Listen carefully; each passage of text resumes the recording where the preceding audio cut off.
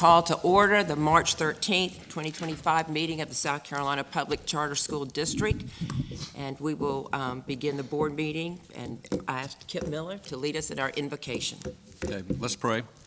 Dear Heavenly Father, thank you so much for allowing us the opportunity to serve South Carolina on this Public Charter School District Board. Lord, we certainly ask your blessings on today's meeting. I pray that you'll give us understanding along with wise and discerning minds. I ask that you richly bless the students, parents, teachers, administrators, school boards, and our government officials across this great state. I pray in Jesus' name, amen. Amen. Amen. Thank you. And now Stephen Gilchrist will lead us in the Pledge of Allegiance. Thank you, Madam Chair. Let us stand for the Pledge of Allegiance. I pledge allegiance to the flag of the United States of America and to the republic for which it stands, one nation, under God, indivisible, with liberty and justice for all. Thank you. Thank you. Dr. Billy Strickland will read our position and mission statement. The South Carolina Public Charter School District embraces its state-appointed role as the distinct authorizer of public charter schools statewide. Our mission statement says, the South Carolina Public Charter School District authorizes, supports, and champions innovative K-12 public charter schools, ensuring quality educational opportunities for parents and academic excellence for students, so every South Carolina child can reach their highest potential. Thank you. Secretary Davis will call the roll. Jonathan Butcher. Here. Dexter W.J. Davis. Here. Stephen Gilchrist. I'm present. Kip Miller. Here. Madam Chair. Here.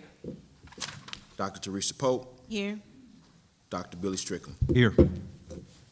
Thank you. We will now move on to the consent agenda. We'll take these two items up separately, as I think it provides the most clarity.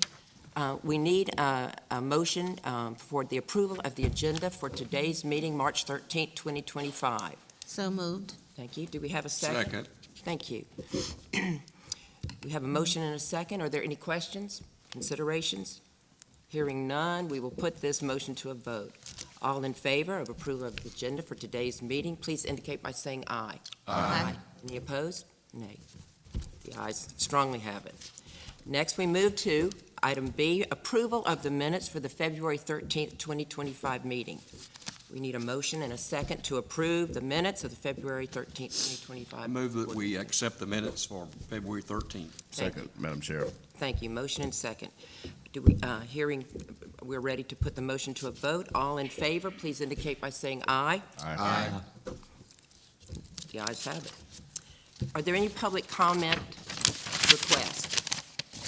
Madam Chair, there aren't any at this time. Thank you. We will now move into some very wonderful informational items. The first will be the Eagle Scout recognition. Okay, thank you.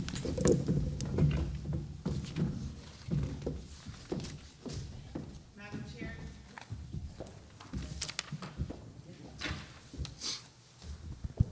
Okay. Madam Chair and members of the board, an Eagle Scout is the highest achievement or rank attainable by the Scouts of America. Requirements to earn the rank of Eagle Scout include earning at least 21 merit badges. Since the first Eagle Scout was identified in 1912, more than 2 million youth have earned the rank of Eagle Scout. We have one newly identified Eagle Scout within the PCSD. It is with great pleasure that we can recognize and celebrate the prestigious honor alongside this Scout and his family in attendance today. Jax Jordan is a sophomore at Palmetto Scholars Academy. For his Eagle Scout project, Jax built a tool shed near the garden area of Palmetto Scholars Academy. He was a member of Katie's Crops School Club, and he noticed a need within his school community for a good place to store the garden tools. Previously, they were using a greenhouse to store metal tools, and as you can imagine, the tools quickly became worn and rusted. Jax fundraised, budgeted for, and organized volunteers to assist in the tool shed project. Jax finished his project in September and completed his Eagle Board of Review on January 30th of this year. Jax has an upcoming Eagle ceremony on April the 5th, 2025. Congratulations, Jax. The South Carolina Public Charter School District is proud of you. Thank you for identifying a need and being part of the solution for your Palmetto Scholars family.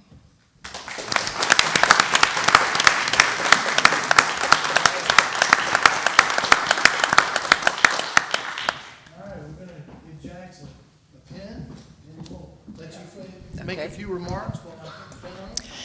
Well, I've already told him he's going to get this pen today, but I really wish I had his hair, so that's the one personal thing to discuss. I wanted to say my brother Chip, who's in the state senate, is an Eagle Scout, and I remember all the times that he went through all the numerous assignments he had to get there, and so it's really a great honor that you have done this at such a young age. About 4 to 6% of those in scouting reach the Eagle Scout, but in the general population, it's 0.3%. So just know you're very rare for all the great reasons, and we just applaud you that all that you have done in terms of academics and community service and all those badges that are a testimony to that. So we thank you and the parents that raised you. So thank you very much. In fact, why don't y'all come up on stage? And do we have anybody from PSA here? Okay, yeah, let's get Jack's mother up here. Jax, congratulations. It's quite an honor. I'm an Eagle Scout, and I'm proud to wear my Eagle Scout badge. Yeah, I am. Yes, I am. Yeah, hey, how are you? Yeah, y'all come on up here. Yeah. As Cindy said, very few scouts ever attain the rank of Eagle Scout.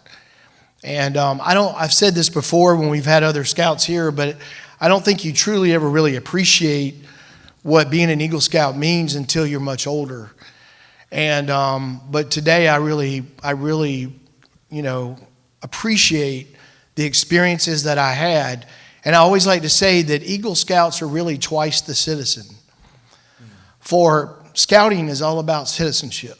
And so what you've done to give back to your school and the community is going to pay dividends for many years to come. But for you and your life and what that means in terms of your service to others will continue to add value to society, our country, and our nation. So Jax, congratulations. Jax, would you like to say anything? Okay, that's just fine. That's just fine. Would you like to say something? Thank you for having us. Thanks for honoring him. He put lots of hours. That shed accounts for 240 man hours of him and other people, other children adding and building and helping. So thank you, guys. Right. Well, it takes a family to make an eagle, so congratulations to you too. Yeah, thank you. Thank you. Yeah, and we'll be in touch. Yeah, make sure and send me an invite for your ceremony. Picture. Oh, yep.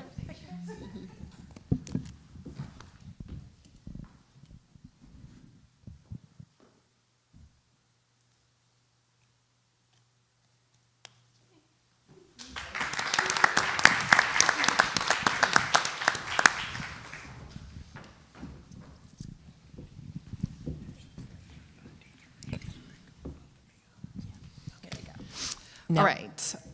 Oh, go ahead. Introduce them. Okay. A national board certified teacher is a teacher who has achieved a voluntary advanced teaching credential by successfully completing a rigorous process administered by the National Board for Professional Teaching Standards, demonstrating a high level of teaching competency and knowledge beyond standard state licensure, considered the most respected professional certificate in education, essentially signifying they are recognized as an accomplished teacher at the national level. The certification process involves rigorous standards that assess a teacher's deep understanding of their subject area, teaching practices, and impact on student learning. Teachers choose to pursue National Board certification, and it is not a requirement for employment. Research indicates that students of National Board certified teachers often show improved academic outcomes. We have 3 newly identified educators and 4 renewals across our portfolio for the 2025 National Board Certified Teacher Cohort. It is with great pleasure that we can recognize and celebrate the prestigious honor alongside 4 educators in attendance today. National Board Certified Teachers, as I call your name, please come forward to receive a token of our celebration of your accomplishment from the district. We will also take a photo with each of you. After all 4 educators have been recognized, we will take one group photo, and school leaders, please join your NBCTs. Up first, Kelly Carlisle.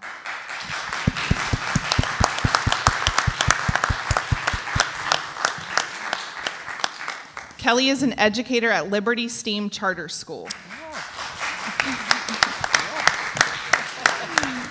She is a newly identified NBCT. She is now nationally certified in literacy, reading language arts for both early childhood and middle childhood grade bands. Congratulations, Ms. Carlisle.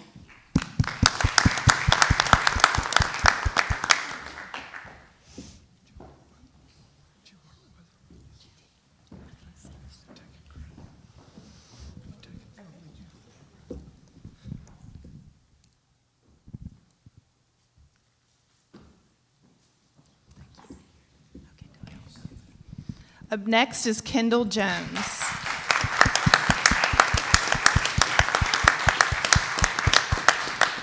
Kendall is an educator at Liberty STEAM Charter School. She is a newly identified NBCT. She is now nationally certified as a middle childhood generalist. Congratulations, Ms. Jones.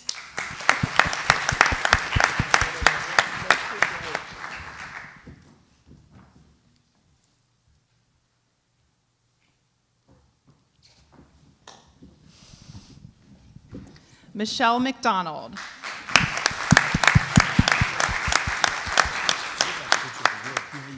Michelle is an educator at Liberty STEAM Charter School. Not only is Dr. McDonald your current 2025 PCSD District Teacher of the Year, she is now also a newly identified National Board Certified Teacher. She is nationally certified in literacy, reading language arts for both early childhood and middle childhood grade bands. Congratulations, Dr. McDonald. Thank you.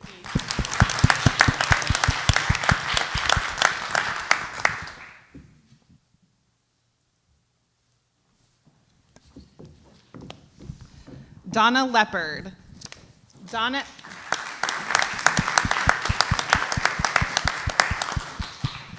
is an educator at Fox Creek High School. She has now renewed her National Board certification for another 10-year cycle. And Ms. Leopard told me this morning she's been nationally board certified since 2005. This is her 3rd cycle of national certification.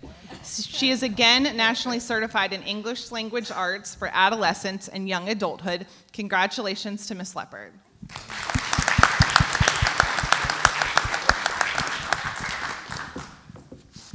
Our newly identified friend, y'all can call Miss Leopard when you need to renew. She can give you some pointers.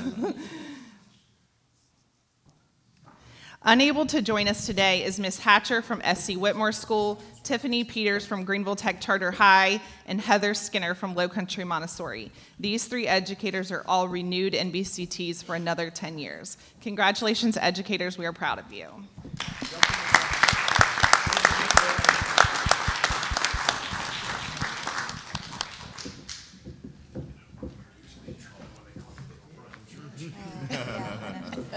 Stand over here on your side. Is that okay? Yeah.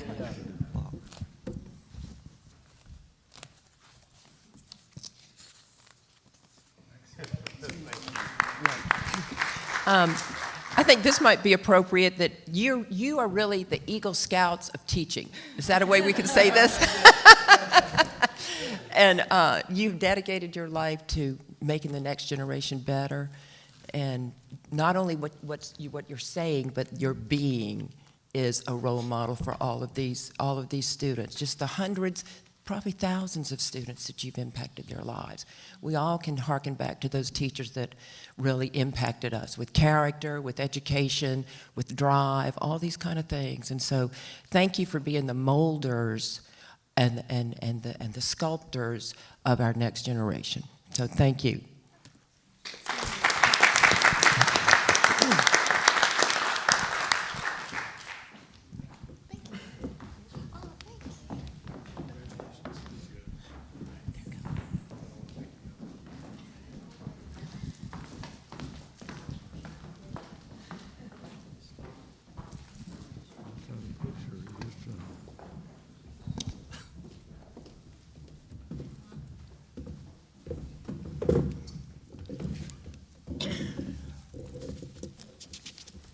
Okay, well, those were wonderful informational items. Now we will move into, we need a motion to go into executive session. I move that we go into executive session. This is for the purpose of the superintendent's performance evaluation. Thank you. Do we have a second? Second. Second. All in favor indicate by saying aye. Aye. Thank you. There's also a second item. Yeah, this corner thing's like one day. Wait, I'm sorry, where is it?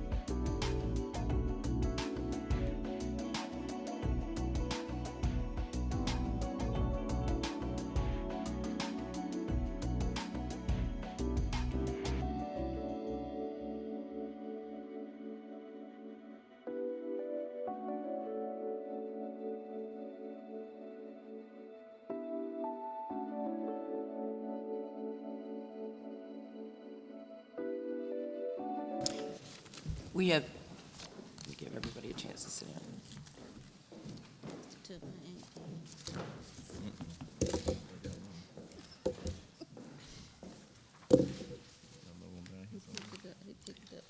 We have just come out of executive session. The board has returned, and now we call the meeting back to order. No votes were taken during the executive session, and I will now call on Secretary Dexter Davis to report out items on this regard.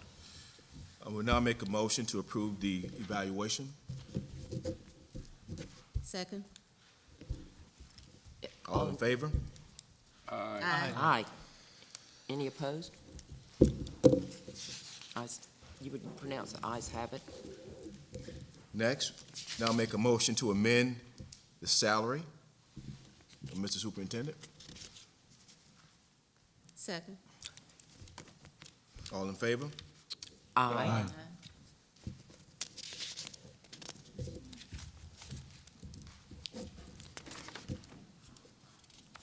The motion carries. Motion carries. Thank you. The motion carries. Thank you. Now we will move on to our second action item, Greenville Technical Charter High School Goal Amendment. Kristen Farmer. Thank you. Good morning, Madam Chair and members of the board. Trustees, please draw your attention to action item B as I present a summary of the amendment memo. Greenville Tech Charter High School submitted revised goals as part of the ongoing implementation of the AFO Index, the district's accountability framework. The school serves approximately 525 students in grades 9 through 12 and is located on the Barton campus of Greenville Technical College. The school has a strong record of academic success, including a graduation rate of 100% over the past 3 years and high participation in college courses. Prior to submitting revised goals, Greenville Tech representatives attended our fall goals workshop. The school's revised goals focus on maintaining excellence rather than incremental growth. This reflects both its historical high performance and recent challenges such as larger, more diverse graduating classes and fluctuations in state assessment results. The updated goals prioritize academic excellence, closing the achievement gap, in alignment with the AFO Index, ensuring the school's continued success while recognizing its evolving student population. Greenville Tech's revised goals include maintaining a graduation rate of 98% or higher, exceeding Greenville County and state averages by 12% or more for students passing end-of-course exams with a grade of C or higher, exceeding Greenville County schools and state averages for ACT and SAT composite scores, dual degree completion, 16% or more of graduating class will earn an associate degree from Greenville Technical College concurrently with a high school diploma, and reducing achievement gaps for low-performing students by 10% compared to Greenville County and state averages. Greenville Tech's charter goals include baseline data, annual growth benchmarks, and strategies for continuous improvement. The school's board-approved goals are included in their entirety as Attachment 1. PCSD staff respectfully requests a motion to approve the goal amendment for Greenville Tech Charter High School. Thank you. Thank you, Kristen. We need a motion and a second to approve the Greenville Tech Charter High School Goal Amendment as recommended by staff. So moved. Second, Madam Chair. All in favor indicate by saying aye. Aye. Thank you. We have a motion and a second. I now call for any questions for Kristen, or amongst ourselves. Any discussion? We have a motion and a second. Now ready for any questions, discussions, deliberations. Is anyone from Greenville Tech here? No, sir. And we don't ask the schools typically for the goal amendments since they're often more than one at a time. Any question?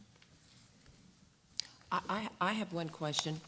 This is just kind of like seeing through the verbiage to see what they're thinking, but the Greenville, this is the part where it says the Greenville has experienced notable growth in class sizes and student retention rates. As more students are retained, the school tests a larger, more diverse graduating class, including students who may underperform. Now, this is the part I'm interested in. The school has observed significant, that's a significant word, fluctuations in end-of-course exam scores due to ongoing changes in state assessments. Can you kind of talk to me, tell us a little bit about that?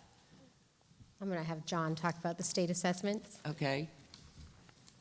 So a few things. One, we have the end-of-course assessments in English 2 and in algebra. Several years ago, there was a migration from English 1 to English 2. Of course, with algebra, the high school science assessments are currently underway and those being revised. So it is typical that assessments, as we update standards, we update, the State Department updates the assessments to correspond with those updated standards. And so typically when we see that, oftentimes there's a bit of a fluctuation as students get into the new standards. In testing? Yes, ma'am. Good, so this is normative? Yes, ma'am. Okay, thank you. Coach, did you want to? No. I think you just said amen to that, is Yeah, what you're saying? Okay. Okay. Well, thank you, because we know this is such an outstanding school, and I appreciate the disclosure of this. It brings awareness for us that this is what is normative at sometimes like this, so that's good. Okay, we've had a motion and a second. Any more questions? No? Okay. All in favor, indicate by saying aye. Aye. The motion carries. Thank you. Next up, with Kristen Farmer, we will have Midlands Acceleration Academy Charter Application. Yes, next is action item C. Yes. Yes, PCSD staff recommends the Board of Trustees accept the withdrawal of the Midlands Acceleration Academy application. This recommendation is based on a formal request from the South Carolina Acceleration Academy, or SCAA, Board, signed by its chair and submitted via email on February 21st, 2025, included in the memo as attachment 1. On February 1st, 2025, a replication application was submitted for Midlands Acceleration Academy, proposing a location in Columbia to serve students from Lexington, Richland, and surrounding counties. As an alternative education campus, Midlands Acceleration Academy was designed to support students who have faced barriers to traditional education. After careful consideration, the SCAA Board has decided not to proceed with the request to establish the academy at this time and wishes to voluntarily withdraw the application for the 2025 cycle. Staff respectfully requests a motion to accept the withdrawal of the Midlands Acceleration Academy's application for the 2025 charter application cycle. Thank you. Thank you. Motion to accept staff recommendation. Thank you. We need a motion. Second. Thank you. Are there any questions? No questions. I'd like to just say I appreciate that Acceleration Academy is keeping an eye so well on themselves. Do you know what I mean? Because I Yes. know they're very interested in growth, but quality is Right, they're number focusing one. on their current academies. Yeah, so that's very nice. Thank you. Now we move on to PD Hall Charter voluntary termination. Action item D. I'm sorry? Oh, I'm sorry, vote. Am I right? Vote for Midlands? For Midlands, was there a vote? Oh, I'm sorry. Did we not have the vote? Yes. Yeah, we took a vote. Oh, you did? Yeah. Okay. My apologies. The secretary would know, right? Okay. Yes. Okay, thank you. You got to vote. Please draw your attention to action item D. It was fast. We had the motion, we didn't have the vote. I don't think we got to vote. Oh, we did? Okay. Okay. We had a motion. Okay. All in favor of accepting Midlands Acceleration Academy motion for withdrawal, please indicate by saying aye. Aye. Any opposed? No. Thank you. Thank you. We had the motion, but we didn't bring closure. Thank you. So now we are on PD Hall. Okay, action item D. PCSD staff recommends the Board of Trustees accept the voluntary relinquishment of the PD Hall charter and contract originally approved by the Board on April 27, 2023, for a planned opening in the 2024-25 school year. The PD Hall Board formally submitted its request to terminate the charter on February 28, 2025, included in the memo as attachment 1. PD Hall was approved to open a K-7 charter school in Cheraw, serving 144 students in its first year, with a focus on content mastery. Despite efforts to secure community partnerships and a suitable facility, PD Hall was unable to do so. After receiving a one-year deferral to open in 2025-26, the school committee continued to face challenges and ultimately determined it could not move forward. Staff respectfully requests a motion to accept the voluntary relinquishment of PD Hall's charter and contract. Thank you. Thank you. We need a motion and a second to accept the PD charter voluntary termination as recommended by staff. I move that we accept the recommendation to accept the withdrawal for PD Hall Charter School Thank you. application. Thank you. Second. I have a second motion and a second. Are there any questions? Hearing none. Did staff feel that they were answering, that you were getting the whole picture of what they're doing here? Yes, they worked very hard to secure a facility, and it was very difficult. Yes. But we did work with them as partners throughout the process. Yes. Okay, thank you. Okay, we have a motion and a second. I will now call for any questions, discussion. We'll put the motion to a vote. All in favor of PD Hall, accepting PD Hall charter voluntary termination as advised by staff, please indicate by saying aye. Aye. Any opposed? No. The chair will announce the motion carries.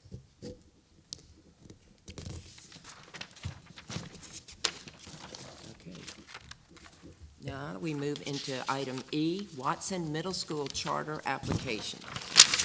Trustees, please draw your attention to action item E as I present a summary of the board memo. Watson Middle School submitted a letter of intent to establish a charter school within the South Carolina Public Charter School District on October 10th, 2024. Following attendance at the PCSD pre-applicant training workshop on November 18th, 2024, the founding committee chair acknowledged a lack of both a charter committee and community support. Despite receiving guidance and multiple reminders regarding application requirements, the submitted application failed to meet statutory and regulatory standards. As a result, PCSD staff recommends that the Board of Trustees deny the Watson Middle School charter application. Findings and deficiencies, beginning with evidence of need. The application does not provide sufficient evidence of parent or community demand as required by South Carolina Code Section 59-40-60F4. The interest table, submitted after being flagged as missing on the completeness check, does not align with the online interest form data, raising concerns regarding accuracy and reliability. The applicant admitted to challenges in securing parental commitments and did not provide adequate justification for projected enrollment numbers. The proposed location. The proposed facility at 2706 Ashland Road is only 0.2 of a mile from Seven Oaks Elementary School, creating logistical challenges with South Carolina Department of Transportation. The location is also within the Lexington-Richland School District 5, a high-performing district ranked second in the state with existing middle schools in close proximity. The applicant's reference to out-of-district enrollment conflicts with the Charter Act's statewide enrollment requirement, demonstrating a fundamental misunderstanding of the Act. The business plan and financial viability. The application does not provide a financially sound plan as required by South Carolina Code 59-40-60F7.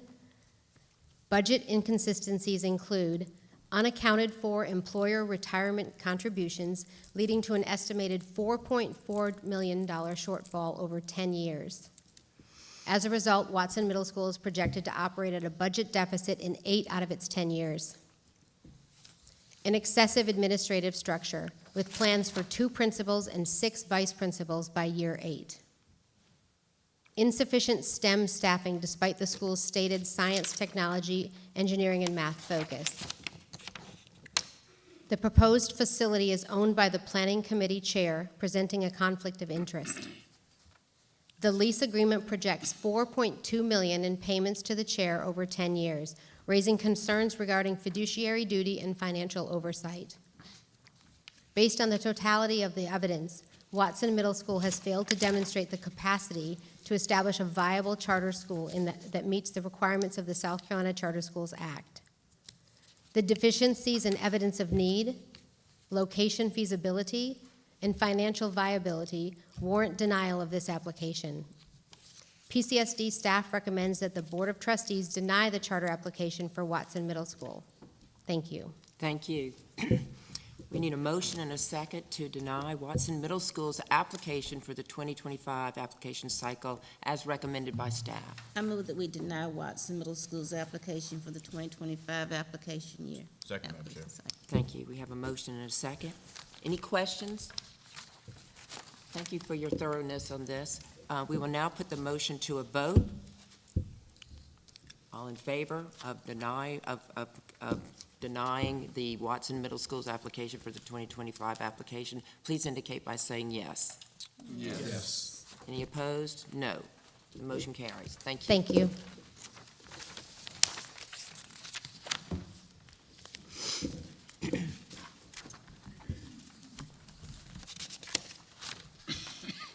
Now we come to our most objective part of the day, man with the numbers.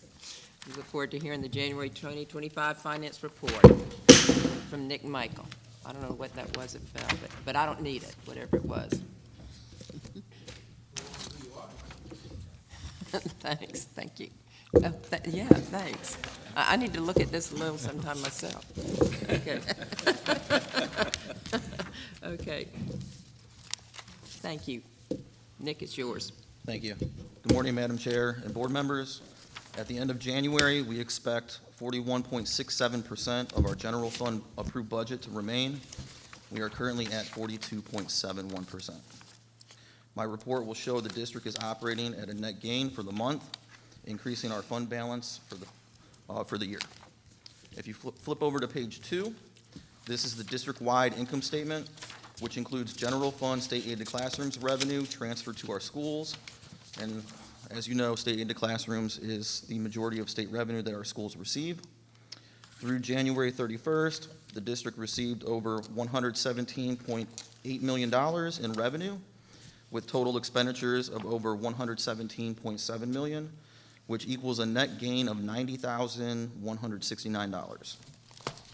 Of the revenue received, over $114.7 million was sent to our schools under the state-aided classrooms line and for any that participate in the South Carolina retirement system. Our focus continues to advocate for additional state funding since our schools don't receive local tax support. Flipping over to page 3, this report is the income statement for the district office only, which includes only general fund revenue recorded for our state mandated 2% authorizing fee, donations, interest income, and any other local revenues received. For the month of January, the district recorded over $488,000 in revenue, over $434,000 in expenditures, for a net gain of $53,543 for the month. This increases our beginning fund balance from $2,518,000 to $2,618,000, or an additional $100,809 for the year. This increase includes our 45-day membership update, which occurred in January. Flipping over to page 4, this report breaks out the district's budget and expenditures by departments. Leadership has a budget of over $1.7 million, expenditures of over $960,000, with 44% remaining. Sponsor Performance has a budget of over $1.1 million, expenditures of over $614,000, with 45% remaining. Support and Implementation has a budget of over $1 million, expenditures of over $638,000, with 38% remaining. External Affairs has a budget of over $621,000, expenditures of over $342,000, with 45% remaining. Financial Services and Human Resources has a budget of over $835,000, expenditures of over $477,000, with 43% remaining. And the last page of my report is generated monthly by the State Department of Education, which includes all state revenue that's calculated for our district.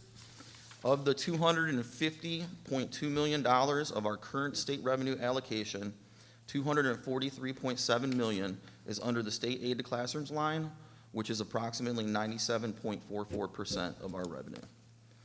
Madam Chair, this concludes my January financial report, and I respectfully request board approval at this time.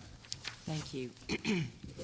We need a motion and a second to approve. I move that we accept the financial report, month end, January 31, 2025. Thank you. Thank you. All in favor, please indicate by saying aye. Aye. May I ask a question, though? Sure. Is it the case, I perceive that this is the case, that as we've grown, not only in schools, but in interest in making our footprint known across the state, that external affairs that budget has increased? Because we're engaging more staff like Brad, different, or tell me about that. Is that the case? Or Yes. So External affairs, which I External think is- affairs is a new department that we created this year. So Yes. that's why it's broken out. That's Brad's team. Yes, and so, aren't we increasing our efforts you've given it a category, and commensurate with that is the increased effort outward? Correct. Yeah, like John Payne? Yes, absolutely. Yes, absolutely. Yeah, his group is actually, they go out into the trenches and they're advocating for the district. Yes, and this has really been a thing that has used to not exist as much. So I just compliment our organization on having the precincts to be, I'll use the word evangelistic, in aid and help and moving out into meeting with the schools where they are. Yeah, and the budget aligns with our strategic plan. That's the end goal. Yeah. Yes. Yeah, really good. Thank you. Madam Yes. Chair, I was just going to comment on that. To Nick's point, he's exactly right. So the strategic plan that you all passed this past year that we're currently operating under, a big part of that, through the feedback from our stakeholders, was that the district needed to be doing more when it came to external relations. I don't think there's a greater example than what was in the paper today of the relationship that Brad's team has with the newspaper to be able to get an article like that published on the front page of the opinion page. Yes. That doesn't just happen for every organization. I will also say that the work that Perry's been doing with the chamber and workforce development and building the relationships there has been integral.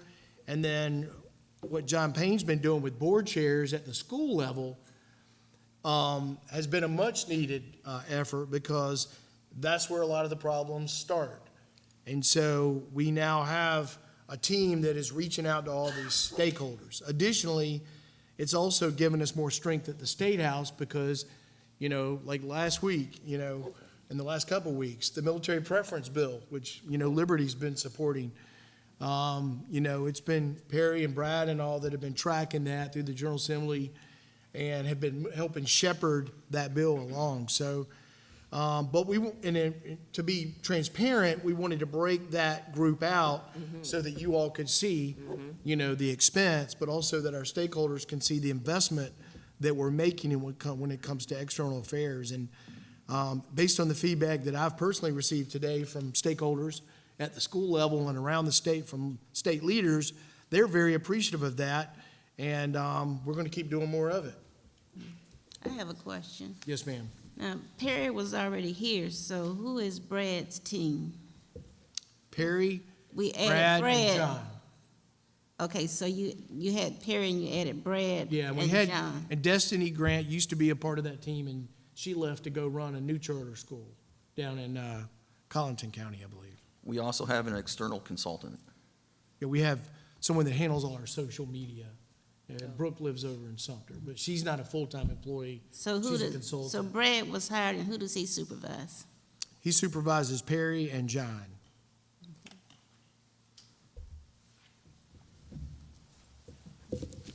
Any further questions, Dr. Pope? Any further questions, Dr. Pope, or anyone? I think I understand it. Thank you. Understand it. Thank you. Thank you. Madam Chair and board members, I'd also like to provide just a brief update on the 2026 general fund budget. We are in the beginning phase of budget season. The State Department has sent out the House Ways and Means revenue forecast this week, and my team is preparing our first budget reading that will take place during the April board meeting. And I'll open it up to any questions. Thank you. Any questions? Any further questions? Thank you. Okay, thank you. Okay.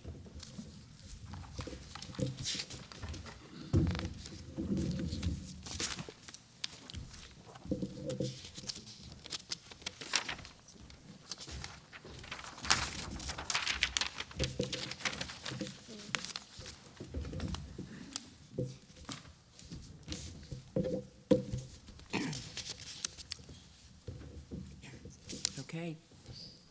Madam Chair, trustees, I'm going to give you some updates from my division, Sponsor Performance Division. I will start with some corrective action plans that we have issued since the last time we met. So, of course, as you know, the state report cards came out in October, and then at the end of December, all of our charter schools had to submit annual reports.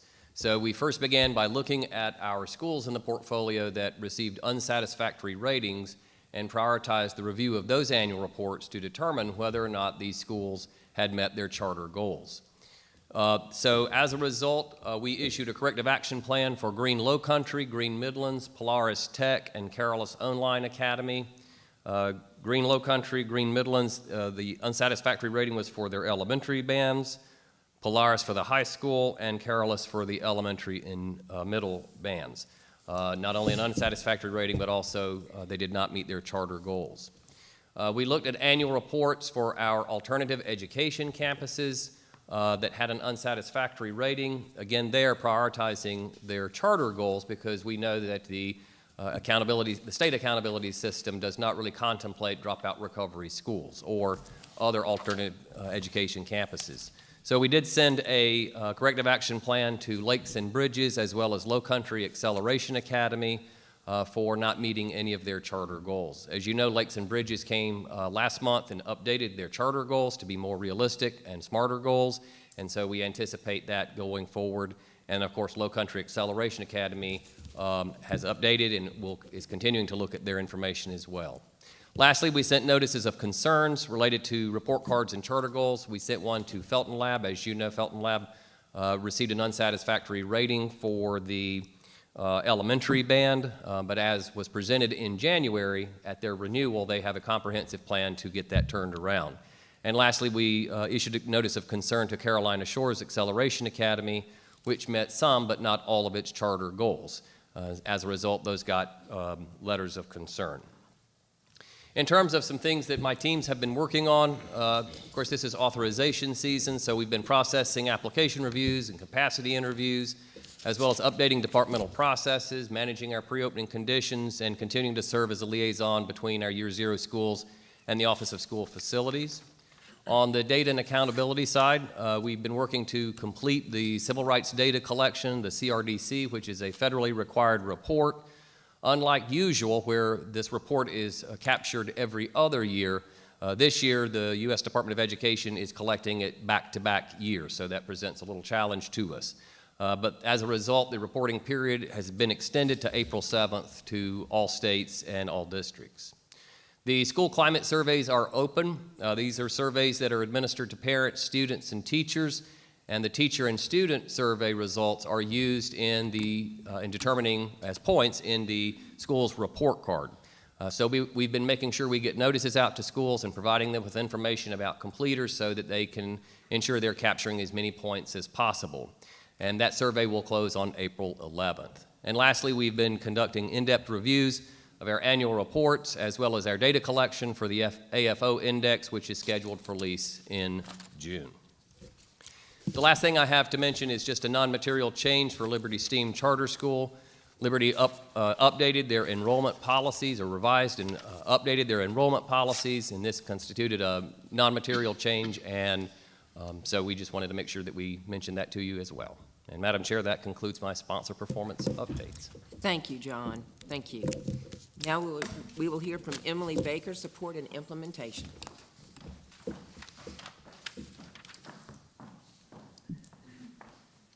Good Good morning. Morning. All right, the power of three today. The first thing I would like to bring to your attention is just for your information, growing your capacity in federal programs. We, a couple of months ago, did this with Title I, so today I just want to bring you back to the basics of Title II. Title II funds are federal funds that are used for professional development. Okay, so the biggest thing to know here is that the purpose of Title II is for effectiveness of educators to make a greater impact on student achievement. Okay, who receives Title II funding? That is all of our schools. All schools receive Title II funds. Those are funded with an allocation formula that's a base amount plus a per teacher amount. Our FY25 total allocation for Title II at the district level was $528,000. The second thing is corrective action plans. There are no new corrective action plans since the last time we met. We are tracking and have the 3 current corrective action plans remain open. We are tracking and monitoring and supporting schools and implementing those updates and changes. And the final item is to highlight our partnership with NIET. NIET is the National Institute for Excellence in Teaching. They invited Emily Paul and I to join them at their 2025 National Conference in Washington, D.C. It also honored and celebrated their 25 years of impact. NIET has been impacting students across the United States for the past 25 years. So in that first picture, you see Josh Barnett, the head of NIET's organization. In the second photo, you see our very own Emily Paul being interviewed they'll use her interview and the impact of NIET in South Carolina, particularly within our portfolio. They will use that in future marketing materials and future conferences. The final photo is one of my favorite things that NIET does, and Rihanna will remember this. They host what they call bubble sessions. And so they have different topics that are important to kind of who they are, their mission and vision, and they host these bubble sessions at their conference. So they literally put a stage, as you see, with whatever that bubble is, and the participants sit around it. What we observed one morning was a district instructional leadership team meeting in real time.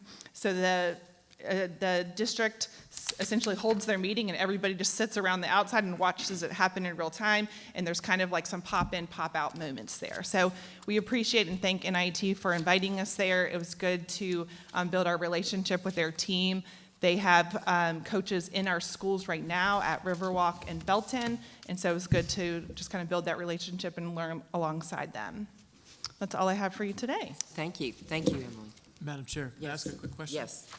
On the Title II page, is the 3,500 base amount plus 238.20 per teacher, is the 3,500 per teacher? Is that what you're saying? If So you it's divide 30, up- so every school receives 35,000 as the base amount, plus the teachers, the 235 per teacher. So if a school had 5 teachers, they would get the 3,500 as the base plus 5 times the 235.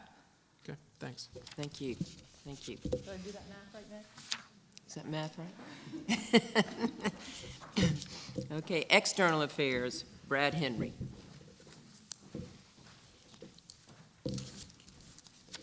There's something about the word external affairs that not always hits me right. I'm not sure what that's about, but anyway, I trust you. Okay, go ahead. Good morning, Madam Chair and members of the board. I wanted to provide you with an update to a few of the legislative items which I've been discussing at the last couple of board meetings. We're almost halfway through the 2025 legislative session, and to date, only 2 pieces of education legislation have passed both the House and the Senate. One is the ESA voucher bill that I've discussed a couple of times before. It has passed both the House and the Senate, but the House made a few changes that will need to be worked out with the Senate before it can go to the governor for signature. The other is a bill, it's a pretty straightforward bill, which would grant excused absences for students that participate in FFA, Future Farmers of America, or 4-H. Next is student transportation. As we mentioned frequently here, transportation is a huge issue for many kids and families in South Carolina. And we believe charter school students should have the same opportunities for transportation as their peers in other schools in the state. We've had several meetings with legislators and State Department of Education on a transportation pilot. The first step in that process will be a study committee on charter school transportation. We're looking to get members of the study committee appointed by our own district. The House, the Senate will both appoint some representatives on that committee, the governor and the superintendent of education. We'll deliver those findings to the legislature in advance of next year's session and plan for a more robust plan or pilot program for next legislative session. Next, on the military child preference for charter schools, this is the bill that would give our schools the ability to give enrollment preference to children of active duty military in South Carolina. Since I last updated you, the bill has passed on the floor of the House and has already been approved by a Senate subcommittee. We expected to make it to the full Senate calendar soon. Lastly, the state budget, as you know, passed the House shortly after midnight earlier this week, Tuesday night, Wednesday morning. Among the highlights in the $14 billion spending package that are pertinent to the district includes something that was mentioned in the op-ed that Chris wrote that was shared with you earlier today. The elimination of a proviso which would have really eroded accountability for failing charter schools. There's also another proviso which is updating a proviso which directs the high school league, the South Carolina High School League, to essentially treat charter schools the same as traditional public schools. The next step in the budget is the Senate, and Chris will be testifying to the superintendent will be testifying to the Senate Budget Subcommittee next week. Madam Chair, this concludes my report. I'm happy to answer any questions. Thank you, Brad. Any questions? Policy? Any questions? Thank you. Thank you. Thank you. We'll now hear from Emily Paul. Strategic plan update. Good afternoon. I have shared with you several times that I have the pleasure of standing up here and sharing all of the work that our team does, and so I'm going to do something a little bit different today. I am going to highlight a staff project called the Internal Risk Assessment, the IRA. This is a project that was done under the strategic focus area in our plan of nurturing growth, and I am going to invite up our project's champion, Dawn Napper, who is our financial reporting and support coordinator, to tell you about that project. So Dawn, come on up. Thank you, Dawn. Thank you. Good afternoon, members of the board. Thank you for the opportunity to introduce to you the Financial Internal Risk Assessment, or the IRA. A part of the Financial Services Department plan, we've been working on developing an Internal Risk Assessment Tool, or IRA, another acronym that you can add to your toolbox. We analyzed audited financial data metrics to rate school financial performance by utilizing a rubric for measuring data points that include the following. Is the school meeting the instruction per base student cost of the prior year? Does the school have at least 1 month of fund balance required by fiscal practices legislation? Does the school have at least 30 days cash on hand? Was the audit submitted by the district deadline? Did the audit have any findings? Were there any repeat findings? And did the school have to send back any state funding to the SEDE for not spending by the required deadline? Once we applied the 23-24 data to the rubric, we were able to identify the following. 6 of our schools rated high, 8 of our schools rated medium, and 25 of our schools rated low. Our goal now is to identify those schools with the medium and high IRA risk assessment and compare data with the academic performance and provide targeted support to those that need it. That's great. That's great. Any questions? Any Yes. questions? Yes. Great report. Question would be, did you break down the number of schools that didn't have the 30-day cash on hand as well? Does that number, will we be able to get that number? We can certainly get that to you. Okay. Thank you. Good concrete question. Any other questions? Thank you. Thank you, Dawn. Thank you, Emily. Now, our superintendent, Chris Neely. Superintendent's comments.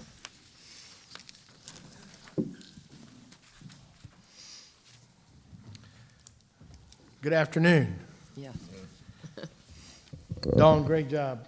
I told the alignment team that I wanted to see more staff have an opportunity to present to you all, to demonstrate the quality work that they're all doing, and so we appreciate Dawn doing that. But you're going to see more of that. We want to give more of the staff an opportunity to get up in front of the microphone, present, and share with you just all the wonderful things that we're doing and the way that we're holding schools accountable. I also want to thank the members of the board for continuing to demonstrate confidence in me and our team here. I appreciate the comments and the feedback during the evaluation. I take all of it to heart. And as I said, I'm not a perfect man, but we're all striving together to be the best we can be, to always put kids first. And so I appreciate the feedback and the evaluation and the opportunity to continue to serve. We're one big team, and we've got a great culture here, and I think we're continuing to demonstrate that across the state. Couple items, and by the way, I've got to say I really love the new TV screen we've got. So I think Chad and Marlene deserve a big round of applause.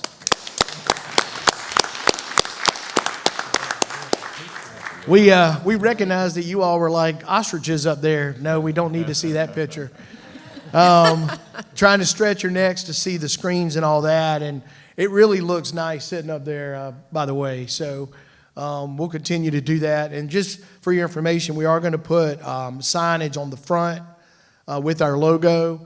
It won't always look this bare, so that people will know our brand. A few events that just want to share with you. A few weeks ago, we went to Liberty STEAM over in Sumter. That's me with some of the ambassadors that were greeters at the school, and I just love those kids. I mean, that school is just, it is truly one of the top charter schools in America. I mean, they are just doing it right on all levels for kids. But that was a big celebration because the South Carolina Children's Fund donated $65,000 to Liberty STEAM. And Liberty continues to grow. I believe they're up over 1,600 on their wait list today. Wow. And yeah, and Trevor was here earlier, but really, when you talk about serving all, that's what this school is all about in Sumter. Amen. Isn't that right, Dexter? Amen. You see down here on the right side, a few weeks ago we were over at Green Simpsonville, and they had their ribbon cutting for their brand new school, their middle school, and so it was wonderful to be able to celebrate with them. This is Craig Plank. So Craig has been approved by the Senate Education Committee to serve on this board with you all and to represent the South Carolina School Boards Association. We're now waiting on the South Carolina Senate, the full Senate, to approve the recommendation. And then it will go on to the Secretary of State's office. We're hopeful that Craig could, join the board in April, but we'll continue to keep you all updated on that. And then a few more things. I was back at Liberty this week because Senator Graham was there to present an American flag that had flown over the United States Capitol. And we visited both campuses, and on his social media page, he was just talking about how he was literally blown away by what he saw at Liberty STEAM. And again, you see the difference between those that are striving to be their best and those that are really just kind of, hanging around down at the bottom. And that school is really doing it the right way. And we made it very clear to him too that was Congressman Clyburn's elementary school. Oh. And he really loved hearing about the history of that building and that school right there in Sumter. A few other items that I just want to share with you. So when I first started in 2020, the district really had been struggling when it came to IT, data, and Power School. We had a former employee that lived out of state and just wasn't a good situation. All that to say, we were introduced to Canty Tech here in South Carolina. and they help school districts with Power School and IT and so forth. So we entered into a contract with them, and they've been a great partner for 5 years. But as we've continued to grow, we've continued to see a need to be able to provide a little bit more intensive support on the data side. There was also recently a data breach internationally with Power School. So we're actually going to bring those services in-house, and John Payne's team is going to be building out the IT and Power School team to be able to deliver top-notch services. And this will be important because then we can hold that staff accountable. Whereas sometimes when you have an outside vendor, it's a little hard to hold their people accountable. And this is how a lot of districts do it. So, but we've grown up now, and data is very important. And we just want to have a lot more flexibility and accountability when it comes to data. 2 weeks ago, I met with Senator Bennett, Hembry, Barton, and Clymer, just to share some concerns about some issues legislatively that could be adverse to charter schools, and just really had some really good productive meetings. And the fact we're able to just get in the door and meet with these leaders is important, and they hear us and they trust us. And I think that's evident by what we're seeing through the movement of legislation and the removal of things we don't like. Because we actually were the only district to ask for the removal of that proviso, which the House removed this week. And so, that's what we'll continue to be great advocates. A couple weeks ago, we went up to the Greenville Tech Charter High School. Every year they have their Charter Champions event. You all today made some changes for them. But, that school's just a high flyer up there in Greenville. And, of course, they honored Dr. Miller, who's the president of Greenville Technical College, which I know some of you know. He's been up there for a number of years. And we, again, appreciate the partnership with our technical colleges. Brad mentioned the Senate Finance hearing. That is next week. We'll make sure and send out a reminder to you. I'm hoping that will be televised. Sometimes the Senate doesn't always televise their hearings the way the House does.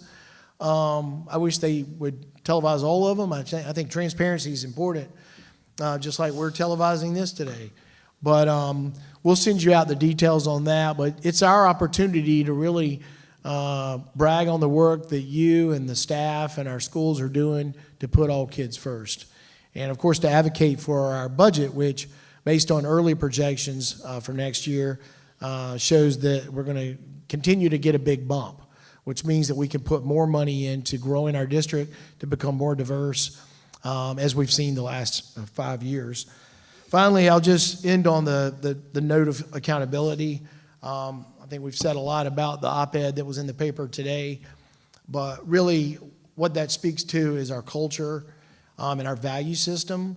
And I believe that all of us as public servants should always remember who we really work for.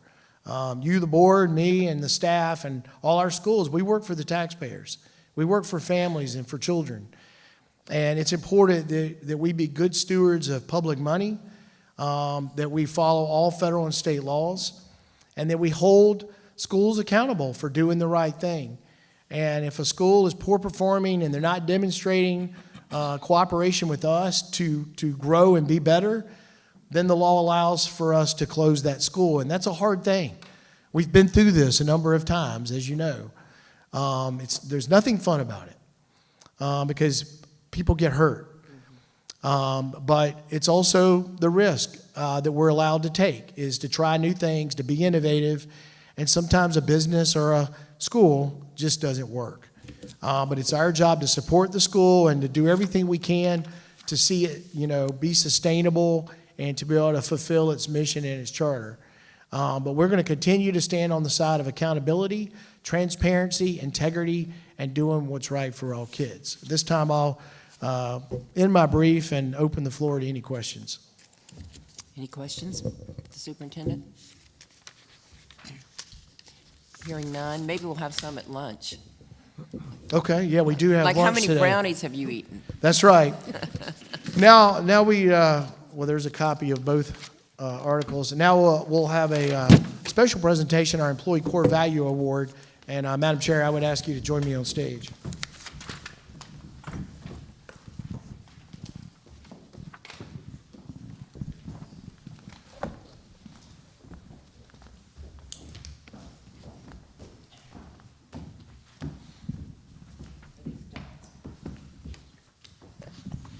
You guys ready?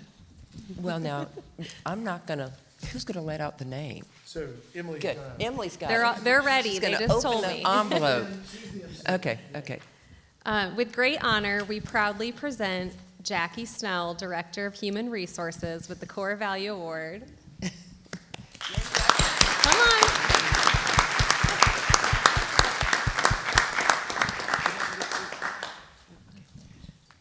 You got to stand up there while I read it all. I've got more to say. Come all the way up.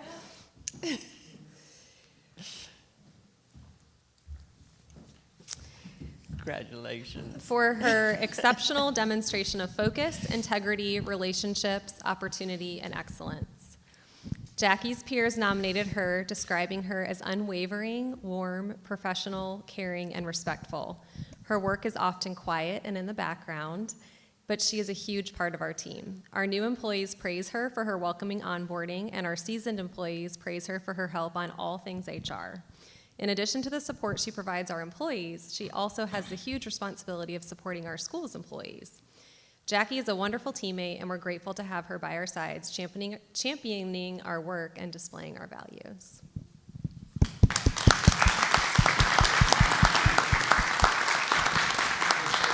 Okay.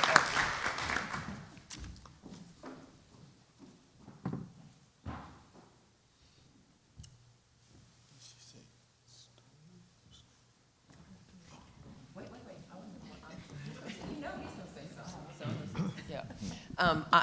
As I know you, because I know I've sat at tables with you for lunch and stuff like that, I find it interesting the fullness of person that you are. And what I mean by that is you are head of human services, but you are also on Nick Michael's team. So that means that you understand numbers and people. And those are the top two things we need to understand probably in life is numbers and people. So I just want to congratulate you for being that kind of person, and that's just how you developed, and God made you that way, and we get to benefit from it.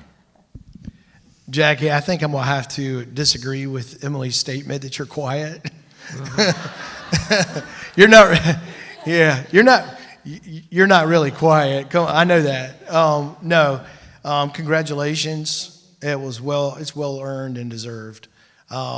You have a hard job. HR is hard because you deal with people. HR is people.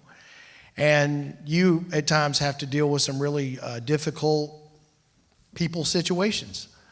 And you've always demonstrated great character and integrity and just a true alignment with the mission, vision, and values of this district.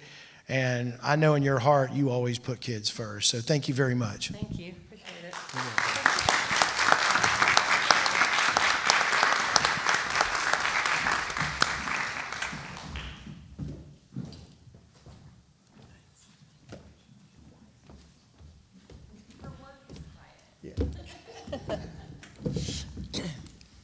Okay, now, Mr. Superintendent, are you going to continue? You'll continue, or we're ready for our motion? No, ma'am, I'm finished. Okay, okay. Then we'll take a motion to adjourn. Anybody? So moved. So moved. Second, all in favor? Thank you. Aye. Let's see. Let's see, let's see. Let's see.